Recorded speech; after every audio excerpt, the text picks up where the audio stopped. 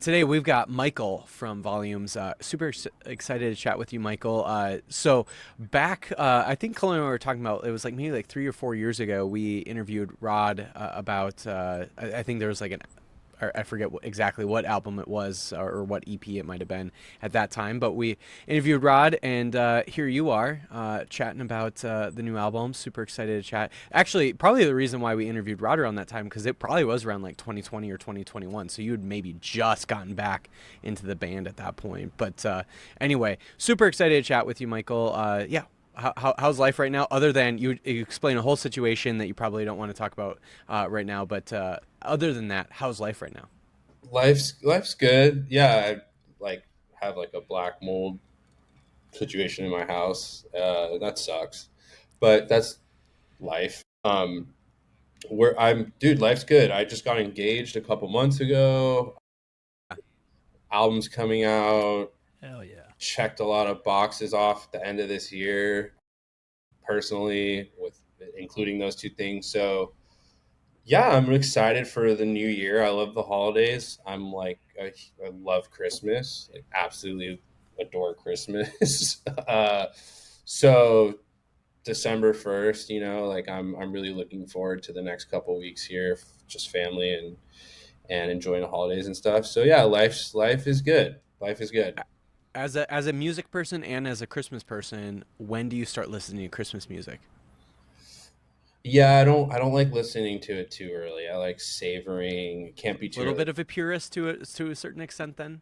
Yeah, it's not like I would say like the week before Thanksgiving's cool to start. Not like in Okay. October or anything like that. So a week before Thanksgiving, I will say I will like as a purist myself of Christmas music, the day after Thanksgiving, acceptable. Oh, yeah, I of get a course. little I get a little hesitant with people that are a little before, even like a week before, I'll just be honest. A little week before Thanksgiving, starting to listen to Christmas music, especially if it's in stores right at that time, Yeah. I'm like, "Oh god." Well, everything's But earlier pretty and much the day earlier. after Thanksgiving I'm totally down with. Yeah. Everything's earlier and earlier now. Like you go Yeah. like Right. August 29th or whatever. It's Halloween, right? Like the next Right. day, and then Like mid, and even in like October, like they're starting to sell like Christmas Christmas. stuff in Yeah. October. Yeah, it's It's hard crazy. to get away from, Yeah. but to me, it has to be like I live in Southern California. It has to be cold before you start listening Mm. to Christmas. Okay, but what's actually cold for Yeah, you but in I what Southern know California? what's yeah, 60. I exactly. know 62 is cold here. Oh, Like today was like high 50s, 60, 62 maybe at like 2, 3, and it's cold for us here. It's like how California in the winter, it's like you get these really warm days, and then as soon as the sun starts going down, it's like it's 50. chilly. Yeah. People don't realize Yeah. that. They get caught like, Well, it's a or it's, desert, so like Well, it's so the less dry. sunlight. It's so Yeah, dry. it's really dry. It's really dry. exactly. Yeah. It's going to be It's cold. literally 4 degrees here right now, though. So Yeah. You're in not North Dakota, South Dakota, South Dakota, South yeah, Dakota. the tundra. It's actually colder in South Dakota than it is North Dakota. So we've got that over them. Yeah. That's That is kind true. of a weird, weird one. Yeah, and I'm in the Twin Cities, so it's just as cold right now. And we Yeah. got a bunch of snow this weekend. Cullen actually came up from South Dakota to the Twin Cities to see Norma Jean with me, and he had to drive through an entire blizzard. So that's the state of the world right now in the Midwest. Yeah. Minneapolis, Minnesota, St. Paul, like some of the cold, Duluth. I've been to Duluth. Duluth is like Oh, Canada, dang. basically. Yeah. You might as well- Chilly. It's like Wait, Minnesota's like, have you guys played a show in Duluth? yeah. No way, you played a show in Duluth. We played a show in Duluth. It went really, really Wow. bad. This is like early 2000s, like Michael Barr freak out stage where like the Yeah. sound guy tried to like cut a song, and I like went outside and like ripped his reflector off his van, off there is his side mirror off his van, And everyone got super mad at us because it was like a super small local scene, and people were like, "How could you?" And I was like, "Oops." But yeah, that was our trip to Dude, chill. Duluth. Dang, poor Duluth. Well, was it in the middle of the winter too in Duluth? Yeah, that's probably why I was like freaking out. I was probably like, "I'm wearing Vans and I'm cold." Uh, yeah, but Yeah, Minnesota, Duluth is almost never Vans weather. I'll just be honest. Yeah. it's like those cities you play one time, and they're like it's like Ogden, Utah. It's like the first. That was the first city Volumes played like outside of California ever. And like I've never been back. Or like Duluth, Minnesota is like one Yeah, of those places exactly. where you're just like, what? But we love like small towns and like off the beat, like weird, like we like Provo, Utah, all these like weird Oh, areas. interesting. We think it's sick. Like being in a major city is fun, but like we like the weird shit. Yeah. We like finding the weird stuff. I dig that. I get that. Well, let's talk about before actually diving into volume stuff and like your history around volumes. Like, how did you get into music in general? Like, were you one of those kids that was just really into music as a kid? Did you grow up in a music family? Were you one of those kids that was just, I don't know, screaming along to any album you could? Like, what was your history that actually got you to the point where you're like, now I actually want to sing in a band like Volumes? Yeah, my dad was a musician, and it just that kind of did it for me. Music was like a huge part of my family and my life ever since I was born. My dad was in two of his own bands in Oh, the late 70s, 80s, and had some like small success and was signed to RCA Records. And like in a hair metal band? he was in like a what would then be called like a power like synth pop band, kind of Oh, like Oh, kind of hell like yeah. light rock.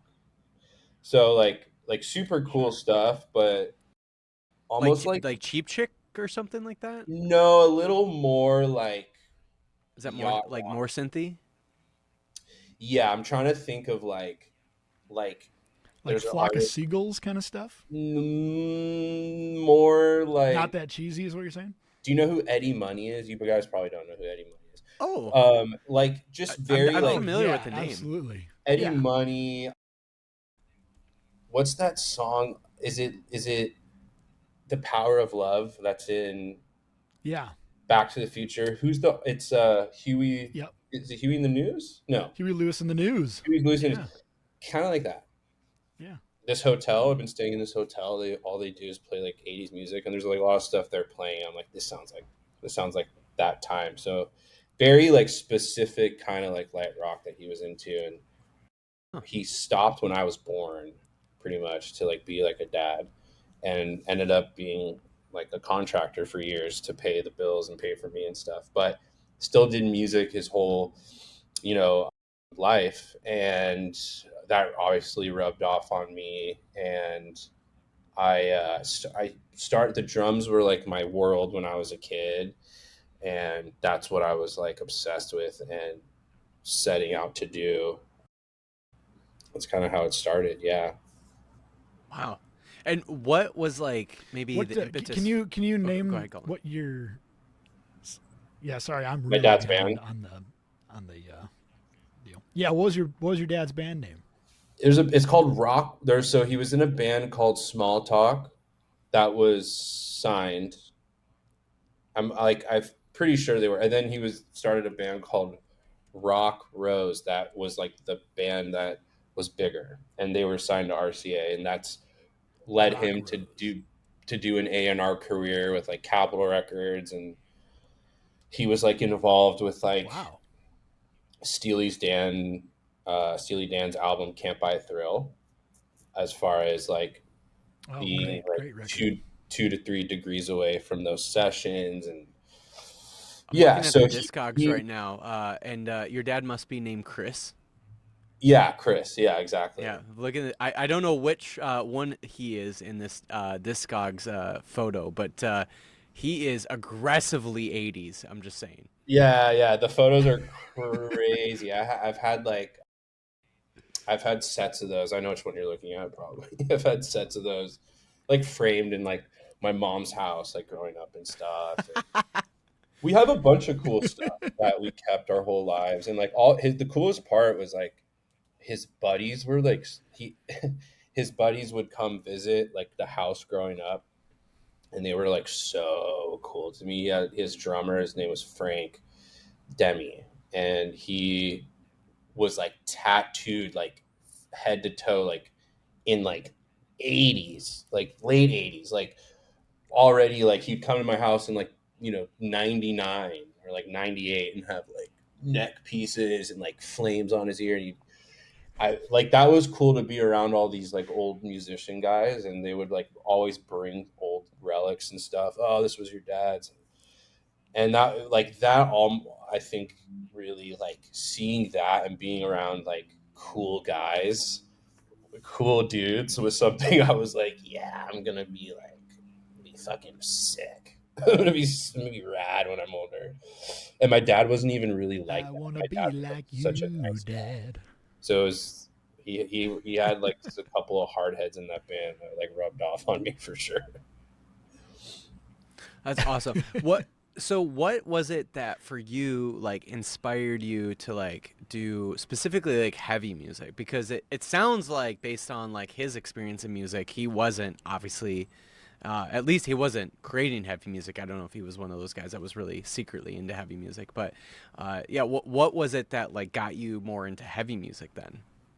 Yeah, my dad was like very religious, actually. So Oh, he was super cool. Like he's a California dad, but like I went to like Catholic school when I was a kid. Was, like, very religious. We would go to church. It's like a big part of my life, actually.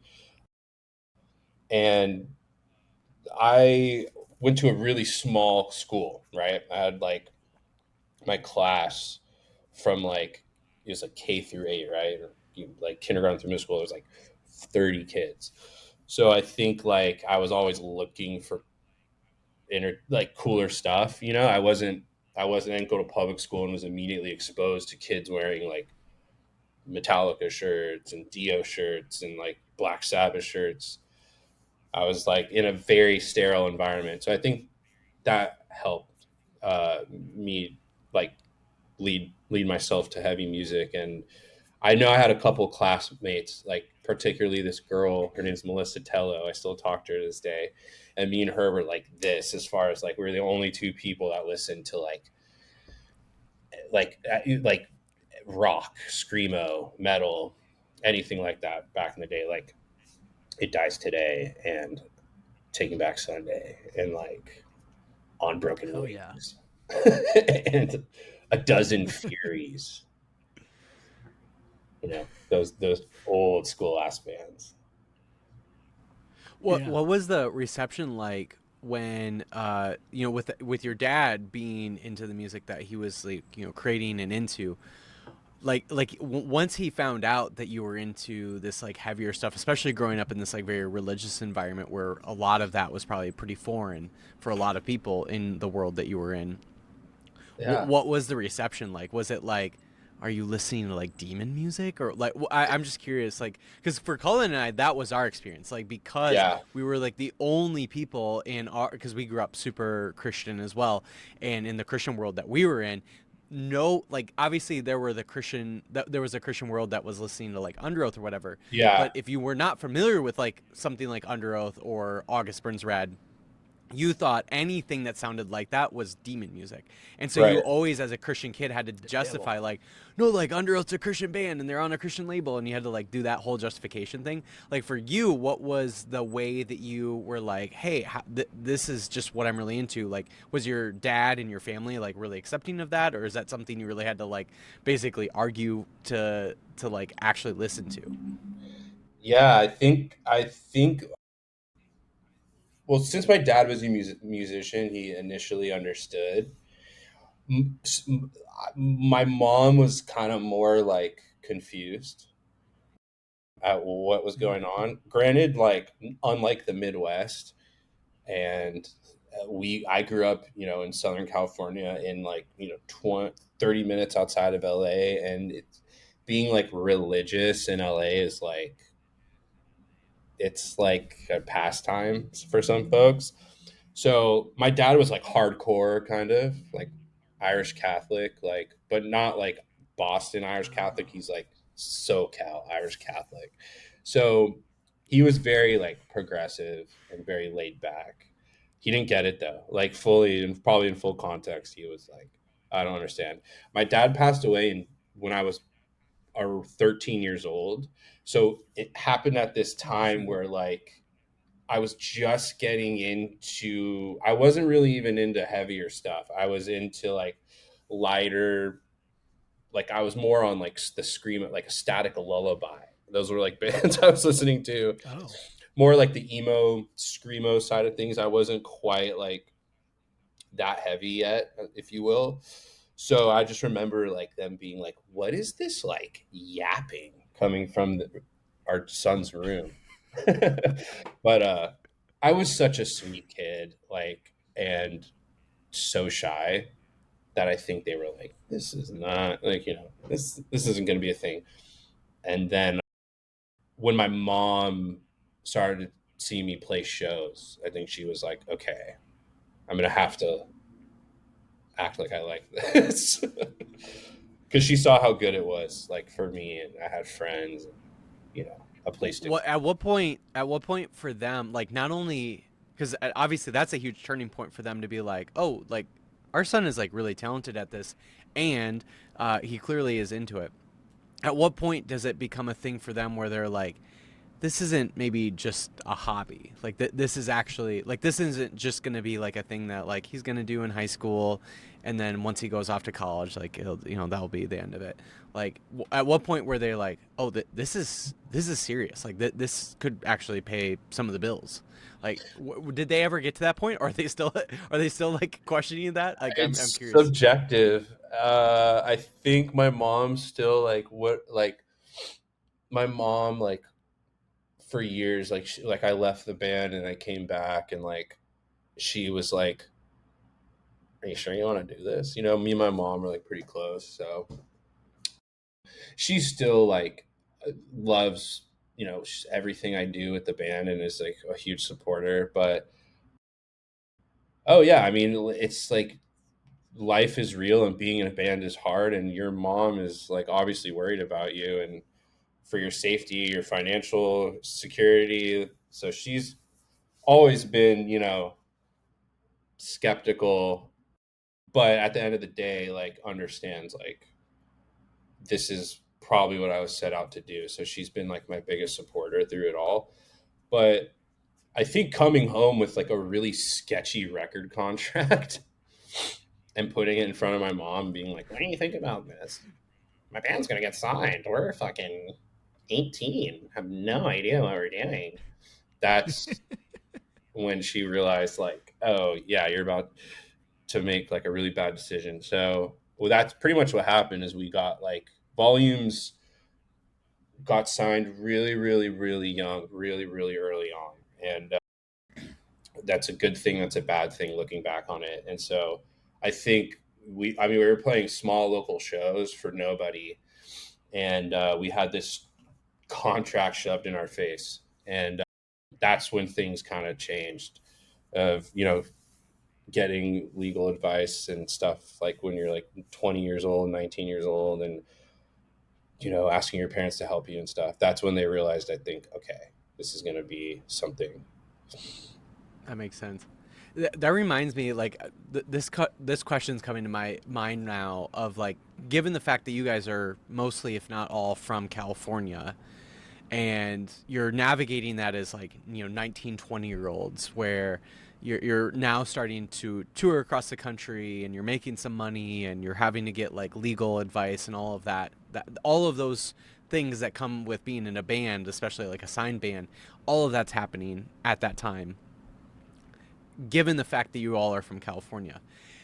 And around the same time, you have a band from Kentucky that is also probably going through the same sort of thing where they're starting to tour a lot, they're starting to get signed, they're starting to probably get legal advice, but they're from Kentucky, and that band is Knocked Loose. And obviously, I'm not trying to compare you guys to like sound wise or anything like that, but what I'm saying is like there's something to be said about like if you're from California and you're 19 years old and the kind of advice you probably get if you're trying to like do this like metal music thing, given the fact that like however much money you make from that at that time, and knowing what the cost of living is living in California, it must be different. Like I don't know if you've thought about this before, but it must be different than if you're like a band from the middle of nowhere in Kentucky that's now popping off and has maybe the same sort of access to the same amount of money and tours and everything. Like there must be like a different kind of thing. And I'm like thinking like I wonder if like the part of the reason why Knocked Loose has gotten to the point that they have is the fact that they were coming from a place where they just had like less cost of living to have to really factor into this whole consideration of what do we do as a band as we're starting to get access to more popularity and more money and more tours and all of those sort of things. I don't know if that's a thing that you've ever thought about, especially with other bands that you've toured with, but I'm realizing that now, like there must be a difference given where you're coming from, like whether you're from Kentucky or from California. That matters a huge. That has to matter a lot, given the fact that like cost of living is huge, massively different between those two places. Yeah, it's a great question. It's something I think is attributes to a lot of different things. The Knocked Loose is a band that we love. I have personal relationships with members of that band, and they. I just posted something about this the other day on Instagram, where it's like watching projects grow and blossom that are into something that's real is the most fun you're going to have, and everything after that's subjective and opinion based. But that's not. That is statistically proven, and that is without a doubt, as someone that's been doing this for almost 20 years, is the most fun and rewarding part of your career that you'd have. And I think like I do think there's like for volumes, we looking back, we can look back on that and we have a sense of like this started here and ended here, but there was a lot of blurriness in between. It was self-induced, some of it wasn't self-induced. Then you have other bands that really like take this righteous path and soak it all up. And personal opinion for me, I wish I would have soaked more of it up. And I'm not. It's not all lost on me. I have enough of a deep connection with, what we went through in our history. But I think if you come from like we came from a place that was so unrealistic. Los Angeles is, and this was in like the mid 2000s, early 2000s. Our life, we were living as young men, 18 to 19 to 20 years old when this band started really picking up, was like a very quintessential American Pie suburban lifestyle. Like high school parties, everyone knows everybody. There's two high schools in your town, football games, like very social environment, like Los Angeles. So like there's your friend's dad is a filmmaker and your other friend's dad might be famous. It's a very like mixed community. And typically what happens with the populace of young people out here is everyone, doesn't matter where you come from. It could be, your parents are rich, your parents are poor, everyone kind of hangs out with each other. There's really no cliques. There's cliques, but there's no cliques like that.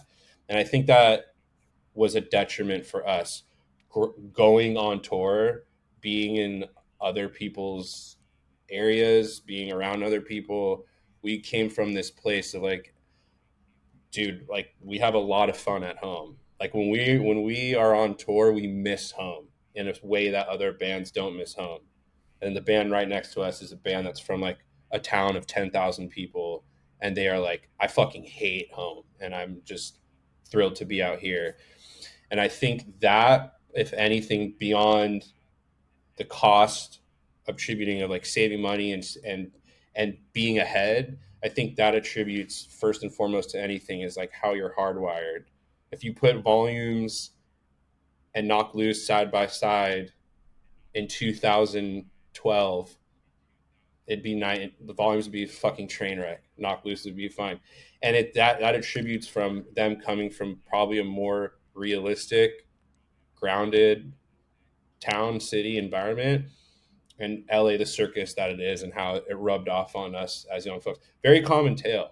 I don't live in LA anymore. I'm not an LA hater, but there's a lot of things that we learned the hard way because our scene was very cushioned. We were every tour would come through our Cobalt Cafe, Canoga Park, California, 30 minutes, 30 miles outside of Los Angeles. And it was the Cobalt and Chain Reaction. So we had like just a funnel of bands, great parties, great time. Like everyone was having a lot of fun. So we took that energy out on the road. And sometimes you're just met with adversity, and other bands just could be the headlining band. It could be Acacia Strain that's looking at us like, what the fuck is going on? These dudes are like smoking so much weed. They're listening to like horrible music. They're not listening to anything heavy. We would get on tour and people would be like, I did not realize these dudes were like this. And yeah, I mean, some of it I look back and I was just like, we had a lot of like progressive moments in this band. We were not scared to try new things or be that band on the tour. And that was like directly tied to how we grew up and where we came from. And you grow up quick and you learn how to act on certain tours and how to not act on certain tours. So that's such a good question. That is such a good question. Do you ascribe so much of that to the idea that Los Angeles and the Los Angeles area itself is kind of like its own ecosystem and its own microculture that can essentially sustain itself?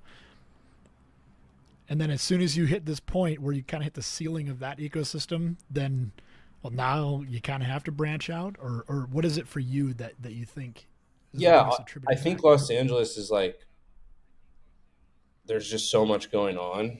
There always has been, that it's hard to, even if you're doing like really well, it's hard. We're like one of the only bands like from Los Angeles, probably, that's still active. Like truly, like a lot of bands live here now, but like as far as bands coming out of LA that's still around, it's hard to like there's not too many that are still doing it. Suicide Silence is obviously like they're probably the first band I think of, and like I'm not comparing myself to that band at all. But you look back and you go, oh, I'm like 35 now. You're like, that was years ago. And I think like for us, we just like longevity and consistency has been our biggest commodity and accolade. And especially in LA, that's everything. LA is like, just people either care or they don't. And progressive djent music, which I'm not going to call volumes that, but that's baseline, bottom line. Like that's, if I were to describe it to you in 3 words, that's basically what it is. And I love that, but not, Hollywood and Los Angeles. Like that is not, even right now with the resurgence of like metal, hardcore, knock loose, turnstile, djent music still like, no, it's going to djent shows, dude. I'm not going to djent shows, dude. I'm going to all the other shows. But that's not like we just threw a show in October, and dude, ticket sales were rough. We was a self-promoted show, and it's like you cognizantly know that's what you're getting into when you book a show in LA. LA is just a tough town. A lot of snobs. A lot of people think What they don't. what would you say? Maybe like it's a city or a region. Maybe specifically for volumes. Maybe you just kind of know this generally with the kind of scene of bands you're with. what is the city or the region where it's like that's actually not a tough that's not a tough crowd, like that's not a tough place to sell tickets? I'd say like Texas. Texas is like Oh, has so that been been consistent throughout your guys' career, or is that yeah. like a more recent thing? No, it's always been consistent. Texas is like just been like all the shows there are always super fun, super rowdy, super packed. It's always been like that. We can always really count on like Houston, San Antonio, Dallas as, Austin, yes and no. Now more so with the new venue they have there, but yeah, Texas just so big, there's so many people and they really are dedicated to like heavy music. So, but it's just an LA thing because even if you go like down south, like Orange County, San Diego, those shows are like we're always packed. Chain Reaction was always way cooler than like Our Little World and Soma Center, like Soma San Diego, that venue and that like it's like a compound of a couple venues there. Brick by Brick in San Diego, like these venues like are always they always have done well. So it's just it's an LA thing for sure. So let's talk about the new album. So a Oh, lot of go ahead, Colin. Go ahead. okay, I would say like a lot of what people know about the history beyond great music when it comes to volumes is quite a bit of turmoil, and then also some tragedy and things of that sort involved as well. With the benefit of hindsight and a little bit of retrospective, when you're looking back at how things have kind of progressed with members of the band and maybe poor record label deals and stuff like that, what's your viewpoint on those things now that you're 35 and you've been through the ringer on some things and you've grown as an individual and as a band? Yeah, I think like a band just brings a group of people together, typically in a super young, fragile, vulnerable state, part of their lives, aka like 16, 17s when you start, playing in bands in a garage. And there's a chance that might turn into something. And then those people who all are like children have to like go be adults and just instantly like take this thing and be all in a relationship together. And that's pretty much how I still view Volumes. Volumes has had like a lot of we've had like a lineup dynamic change. A lot of people have come and gone physically too, but there's just been a lot of people involved in Volumes throughout the years, like friends, like people, like a lot of people don't. I mean, you guys probably realize it, but folks listening, and a band is like a band, and then there's everyone around it that helped make it happen, and those people like you don't forget them.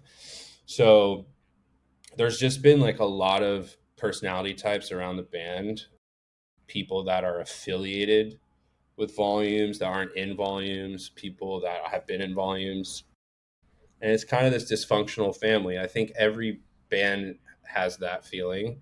I've been on tour with bands that aren't like that, and they have it. It's an anomaly, but you go on tour and there's bands that are just like, dude, everything's all good, and those are like the funnest bands to tour with.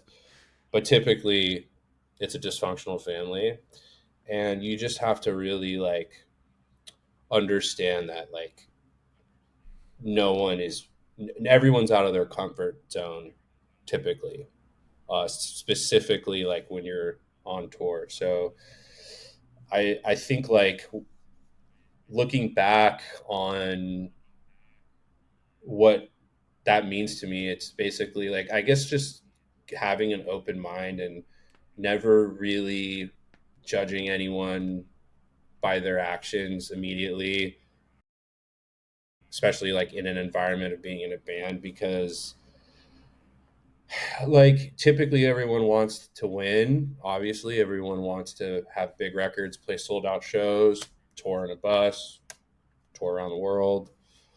And I don't think anyone gets there if you can't take people's walks of life, recognize it for what it is, and then move on. You can't be bothered by where people are coming from. It's the hardest thing. It's what kills bands and what makes bands break up is you're just you get sick of each other. Your timeline for one another runs out. Volumes has been there. It takes a lot for this band to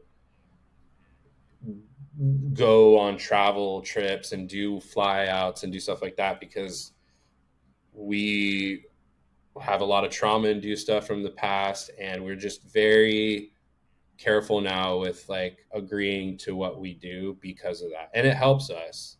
Sometimes it holds us back. Some people feel like it's a slower process, but we have to be careful on where we're going because we've just we've been yes men in the past, and just um, your mental health and everyone else's mental health, like first and foremost, is the most important thing. Yeah, it reminds me. Cullen and I have interviewed Dustin Kenstrew from Thrice a number of times, and we've gotten to know him pretty well. And like Thrice is a band that I often think about. Like, they've been around for nearly 30 years, and they've always had the same four guys. And I don't know exactly about like their management and all of that, but like it's been the same four guys for nearly 30 years, and a lot of that is due to the fact that like they just actually still to this day enjoy hanging out with each other and being with each other. And you don't realize like how much of, obviously there is a part of a band where like you need a good songwriter, you need talented people who are talented at their respective instruments. But at the end of the day, like Cullen and I talk about this all the time, or whenever we, especially when we interview people who are like they weren't the original member of a band but got brought into a band, we often ask them about like, how did you get into the band? And more or less it wasn't because they were way more talented than anyone else. It was just because like they were easy to get along with. Like they're good people that are good to get along with. And there's so much of that you realize with bands, where part of the reason why, I don't know, like I'm trying, Cullen and I bring this band up a lot, but Jimmy Eat World, for example, like Jimmy Eat World, same guys for however many years, and they've consistently released albums, consistently done tours, and part of that probably, and we don't know the Jimmy Eat World guys, but I would imagine part of that is the fact that like they just like get along with each other. Like they're just easy guys to get along. Like there's no egos involved. They're just like people that just enjoy loving making music and loving playing shows together. And I definitely know that that's the case for Thrice. And so there's something to be said about the fact that like you can be as talented as you want in the world, especially as a musician. But if you're just like not easy to get along with, like there's a good chance like you're gonna fizzle out pretty quickly. Yeah, it really works for anyone. I mean, there's a couple of exceptions that I think like it's an old business model, if you will, if you're in a band and in 2026, we have one more month left of this year. I think people understand that like if you're inaccessible and you are trying to put up barriers for you and your fans or even your crew and your band, maybe it gets out, whatever.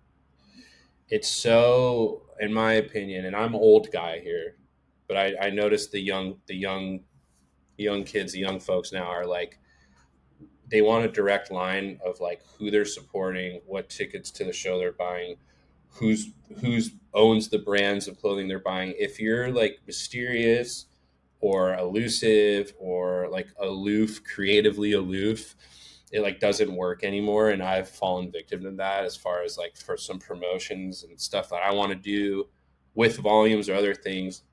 That's like kind of like my age demographic is what we grew up on is rock star, you know, like everyone is making money and inaccessible and hiding behind a green room walls, whatever. And I think like where we're at now, it's really cool to see young people request that's like they don't want that. You know, I think like Turnstile is a really good example of a band, a traditional hardcore band that is like blossom into what they're doing now.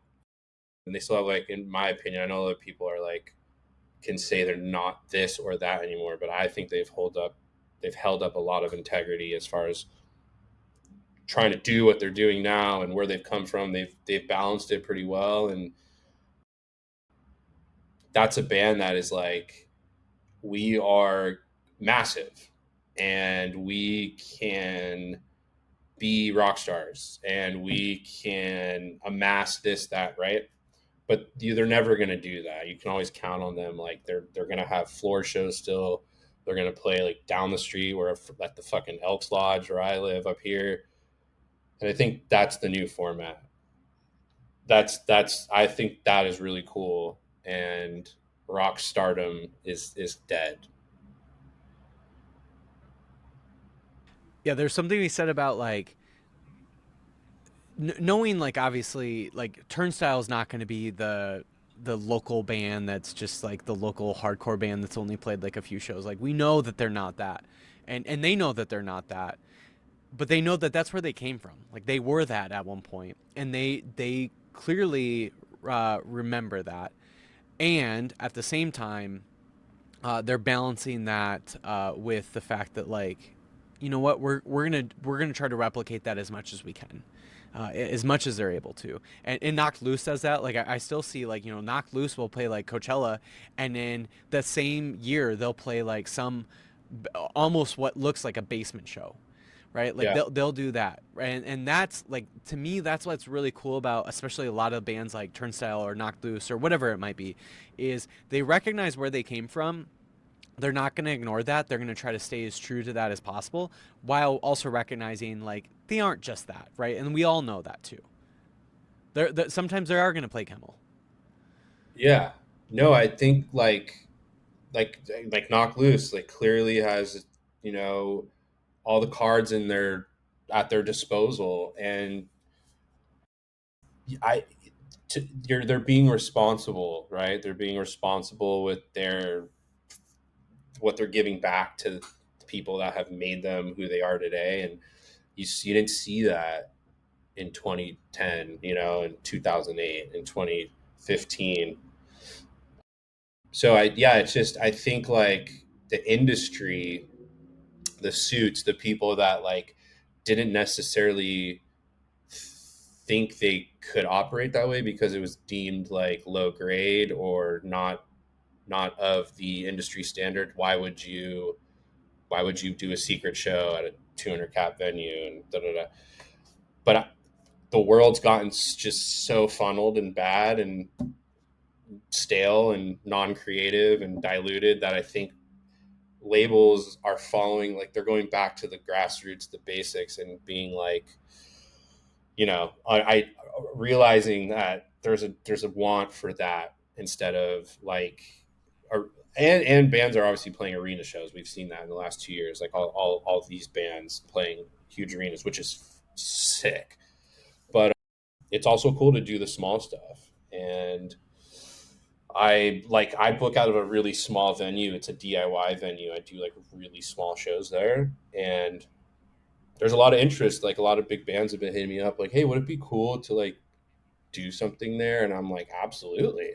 Like, why not? You know, why wouldn't you?" So I think there's a hunger for that, especially in LA, where music is and live music is going through like a true renaissance post pandemic. A lot of venues closed, and a lot of new venues have opened up.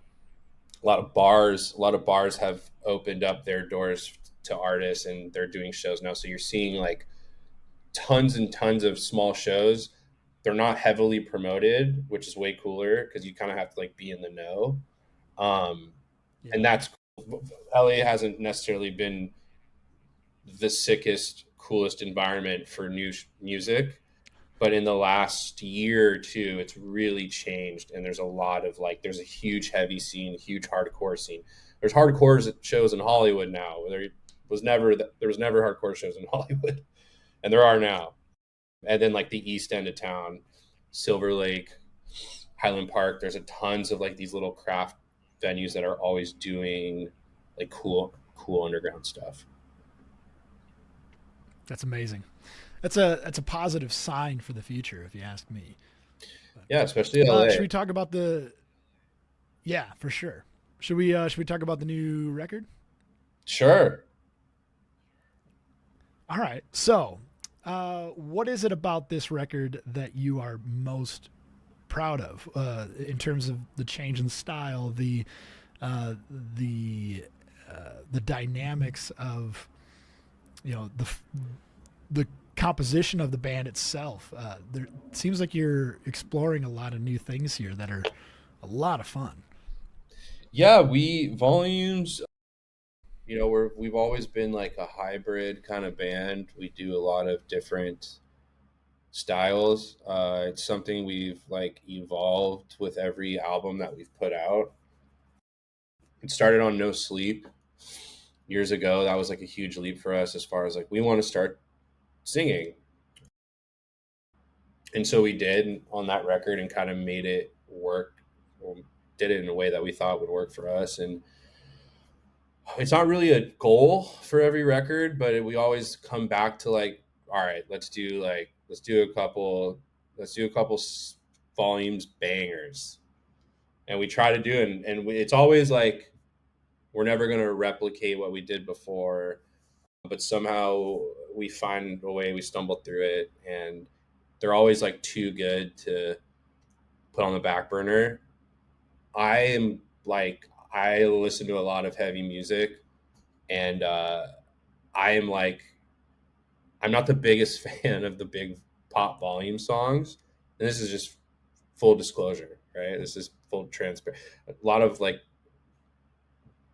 frontmen and lead singers, like they won't say this stuff. So I love saying stuff like this. It's just like we do it really well. It's not like a responsibility. It's not obligatory, but where I'm at in my life, like I don't listen to singing music. I listen to like punk music, metal music, hardcore music, and that's just where I'm at now. And I a couple years ago, I was listening to a lot of other different things. So this record, how poppy it is, it came at a really interesting time in my life personally, and it's still one of those things where volumes will always get through to me vulnerably, and I hope it does with our fans. And I think that's like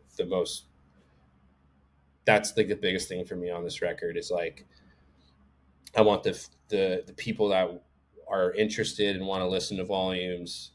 I want them to understand that like this album is a scope of like everything we've kind of done, and all of the albums we put out. You can kind of hear it on this one.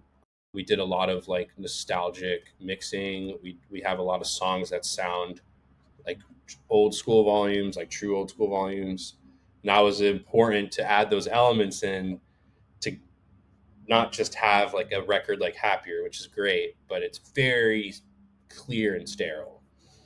And that's cool for what that was, but for this we wanted to like dumb things down intentionally. So like subjectivity, mix, everything just feels like it's not lofty. It's not, we're not coming from a place of like trying really hard to hit something on the nail. Mirror Touch is just, there's not even a song on the album called Mirror Touch. It's just like we named the album uh, something that meant really, it's a concept that we thought was very cool. We were super into, and it like meant a lot to us as a band.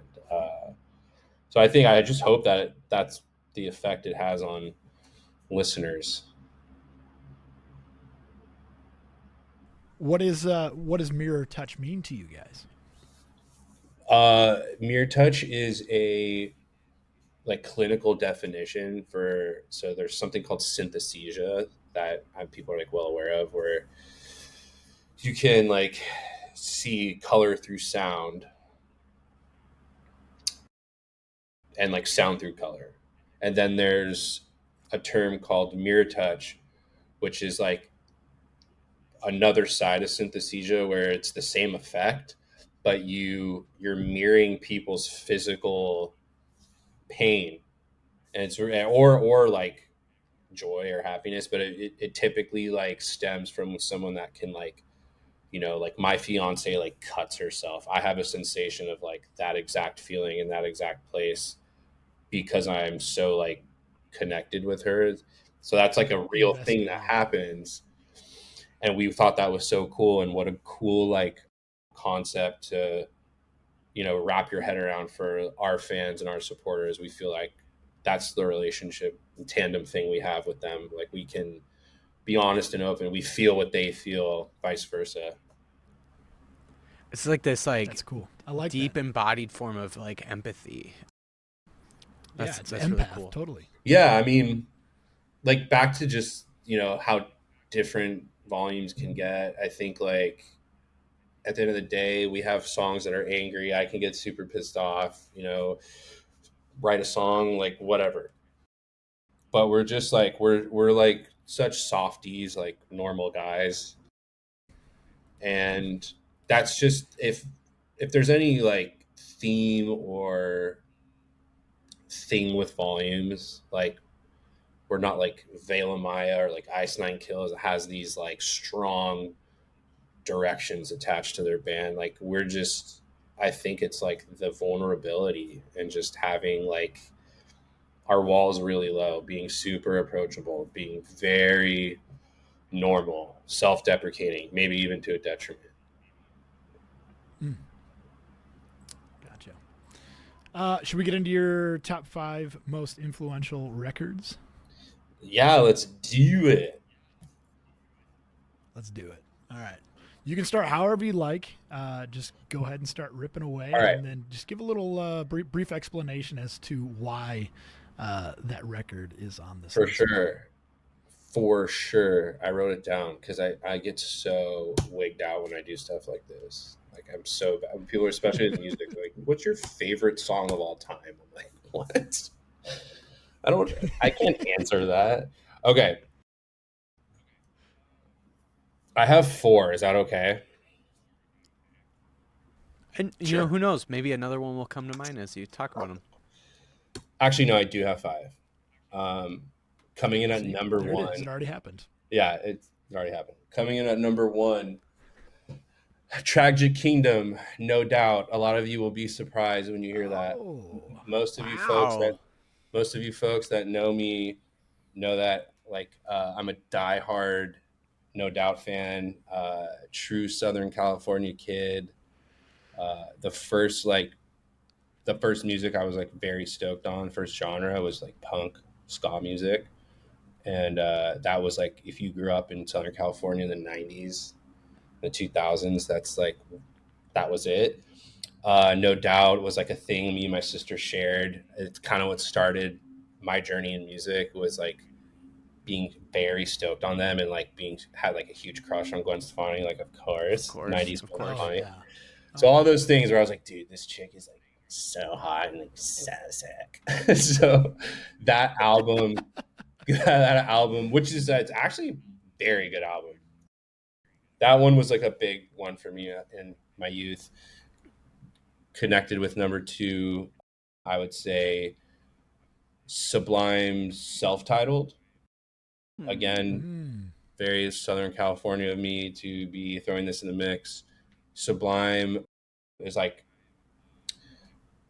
they're like the Red Hot Chili Peppers. People are like fuck Sublime and like hate them and they don't understand. But it's like one of those things where it's like synonymous with how I grew up and where I live, and they're actually like one of the Bradley Knoll is like the coolest guy who passed away too young. So yeah, Yeah. Sublime was like a huge. Those two bands were also like that Orange County connection. They like came up together, so I thought that was really cool. So I was obviously into Sublime, and then I'll okay. So number three would be NoFX, Thanks for All the Shoes. Wow. Yeah, these are like, the next one was going to make more sense, trust me. No, these all make sense to me. But Yeah, no, I mean, Thanks for All the Shoes, like that album was like a big album for me, and to this day, it's like so nostalgic. Love NoFX. I will say, like, so far, and yeah, NoFX is also, yeah, I forgot they're from LA. Like, okay, you've already like talked, because No Doubt is from California as well, right?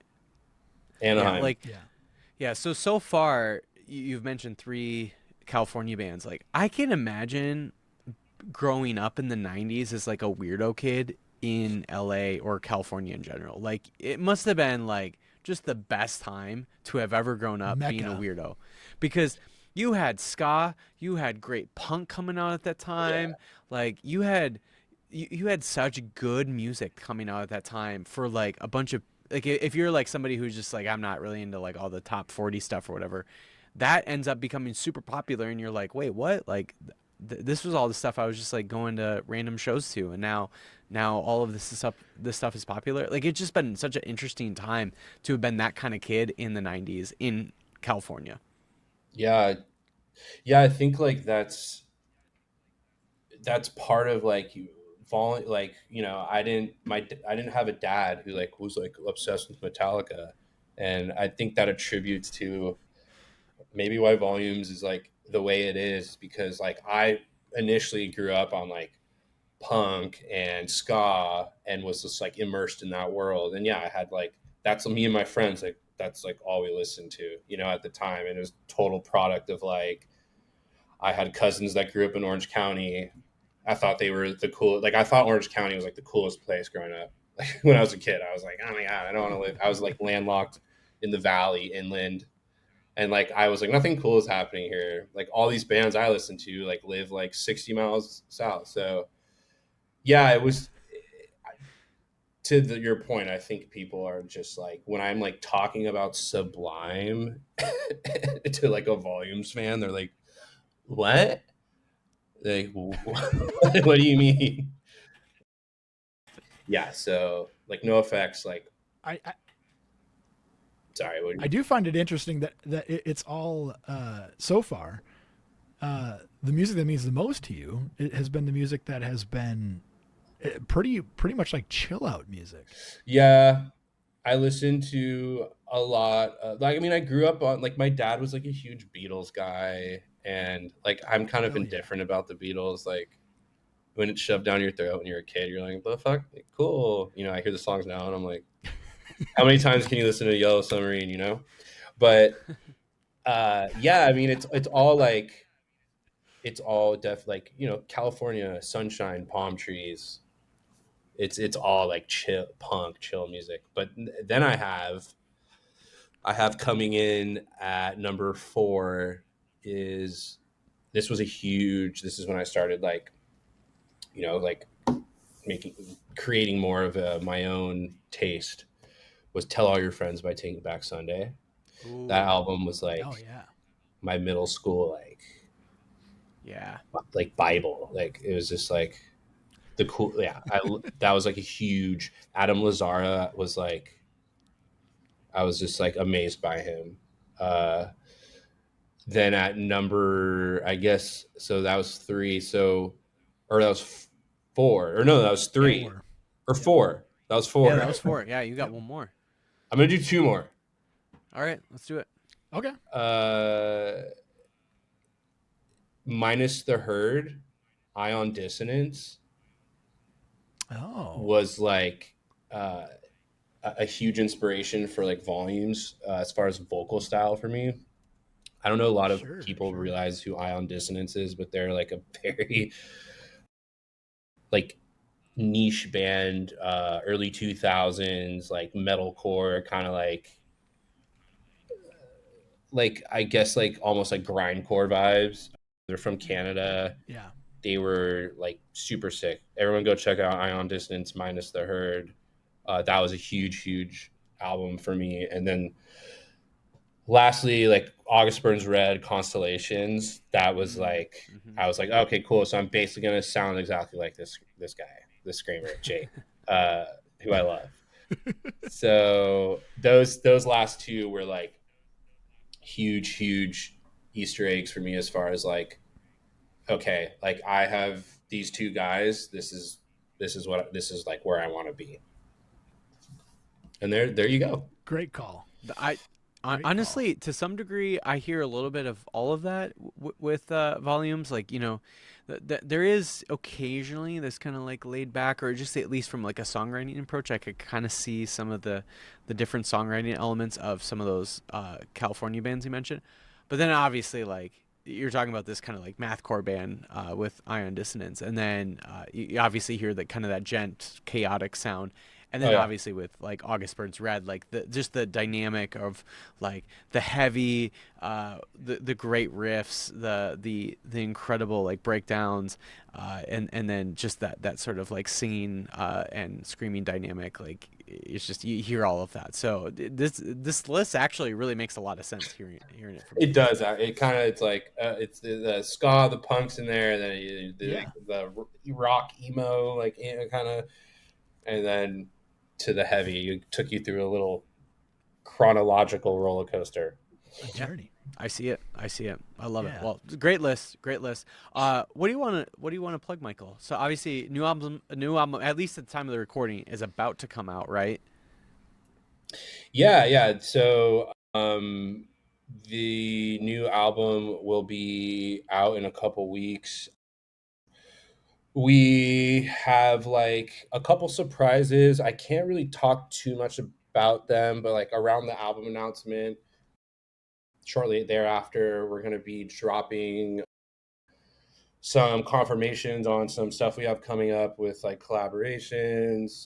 There might be a couple shows being announced, so definitely Sweet. stay tuned. Nice. Love it. Well, Oh yeah. we're looking forward to it. Yeah, can't wait. Listening to the few songs that have come out so far with the album, I'm just like, I'm so stoked for the entire album. It's Thanks, gonna be man. awesome. Yeah, it's awesome. Have you guys not heard it? Not the entire thing, just Yeah. the few songs that have come Okay. out. I think I could have listened to the entire album. I'm sure we got like the press release for it, but like the few Right. songs that I've just been blaring in my car, I'm like, yeah, this is so sick so Yeah, far. just wait it Can't out wait. at this point. It's worth it. Love it. Yeah. I'm excited for it. Well, Michael, what else would you like to plug? Uh, in 2015, when I left the band, I moved to New York and managed a Michelin star restaurant. It was 4-star Michelin restaurant. It was called Whoa. Les Ajou. Okay. Les Were you like the sous chef? What were you doing at this No, restaurant? I was like the like executive manager of the Whoa. entire floor. Yeah, so I Whoa. oversaw everything Okay, from I'll be back of honest. I'm a big house to front foodie. of I'm a big house. foodie, so I gotta know like what kind of food were y'all doing? At Like Les what? Ajou, we were doing like, it was basically like a elevated steakhouse with some Dang. like Oh. tapas involved. So front half of the menu was all like quick grab tapas bites, and then we had like some all-star like finale like 65 $75 plated foods, and it was seasonal, so it would change in rotation. I would imagine a good wagyu, right? Hell yeah. If it's What a was that? steakhouse. I would imagine there's a good wagyu if it was a steakhouse of some sort. At Les Ajou, yeah, sick wagyu. Also, just like a really nice. It was in New York, so like nice New York strip. We did really like Oh yeah. generously priced, great plate of food. Dude. Hell yeah. Les Ajou, it's Oh, still there. Shout out Ricky. Shout out Ricky. Love Ricky. hell yeah, Ricky. Oh, Yeah, that go sounds Ricky. incredible.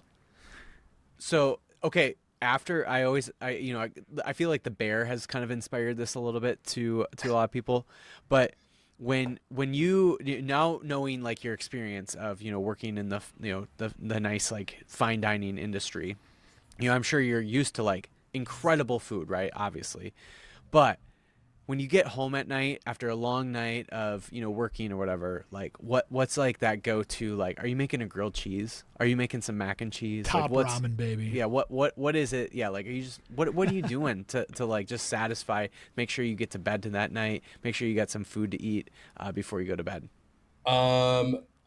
Probably some like a long shift at Le Ajou, super stressful, huge client list, like so many exclusive tables. I'd be like, okay, I need some Chinese food on my way home. Oh, hell yeah. All Hell these yeah. Oh, personality types coming up to me. I need this. I need that. Hey, do. I'd be like, okay, I'm just trying to get through this shift and make it to my orange chicken, chow Yes. mein, egg foo Yep. young, oh yeah. moo I'm with you on moo that. moo gai pan. Can you shout out the one individual that you were most proud to have seen come through the door? At Le Ajou, Yeah, and Salami Sal. Oh, really? Salami Sal. Sal was a like mafia, like a washed up mafia don. Like no one really knew if he was like actually in the mafia or not, but he like tips everyone in $2 bills and walks in. Hey, here's a $2 bill. Here's a $2 bill. And he always Here's a Jefferson for you. he was a psychopath too. He'd eat his food, and as soon as he's done with his steak, he'd start crying instantly, and everyone would be like, "Oh," people get freaked out. They'd be like, "Oh, it's just Salami Sal. Like he's got a lot. You don't really ask why he's crying. You know, you don't know how many bodies, how many people Yeah, he's put. You know, who you don't want to killed. be one of those bodies someday. You know, we never knew. We He never probably knew. he probably just loved the food so much that I it was thought a transcendent experience to the point that he he cried. did something really bad, and he just like Le Ajou was the only place that he'd go have like some peace of mind, and he like gets through his steak, and then as soon as it's done, he's back to reality, and he's like, damn, I'm probably gonna get me soon, man. They're probably gonna whack me soon. He's like, Salami Sal, I'm man, next. huge. Come in. I would huge cigar, and can't smoke inside, but we would let him smoke inside. You got it. You got it. Oh You got it. man, I mean, like it sounds like I'm not gonna tell him no. it sounds like this was like what he was hoping to be his last meal. Like he was hoping to go in to the restaurant and come back yeah. out, and that's when he gets knocked out. You know what? I left Le Ajou to come back to Volumes, and I never got to say bye to him or see how things turned out. I wonder if Salami Sal still has that corner table with the plaque that says Salami Sal. He's probably still sitting there. Le Ajou. Yeah. Oh man, he's got his own plaque. Damn, dude. Yeah, he had his own flag. He was like Yeah. one of those corner. He's like, you know, when you're at a restaurant, and you look to the left, and it says Sal's booth. It's just You that go- one corner that's always a little smoky, right? You go. Who the fuck is Sal? Well, everyone. It's a guy like Salami Sal out there, has holding on by a goddamn thread, and all he has That's left right. is that booth. That's right. It's Hot the one damn. thing he's got going. Well, We're all if hanging I on ever by visit, a goddamn thread, man. that's We're all right. Salami Well, if I ever Sal. visit New York, About it. I gotta go visit. I definitely have to go hang out, and maybe Salami Sal's still around. Love to meet him someday. So, well, You need to Michael. get a selfie in that booth. Oh God, could you imagine? Incredible. Michael, thank you so much for chatting more about Volumes and about the new album. Just super excited for it. I know it's a couple weeks. I know it's a couple, it's right before the holiday break for a lot of folks. I know it's kind of an interesting time to release music, but I'm super stoked for it. Cullen's super stoked for it. We just can't wait. And so hopefully you guys will be playing a show sometime near us, and we'll definitely be there if that happens. Dude, you guys are the best. Yeah. Don't be strangers. Let's talk soon. Definitely come out to a show. We'll be there. Fuck yeah.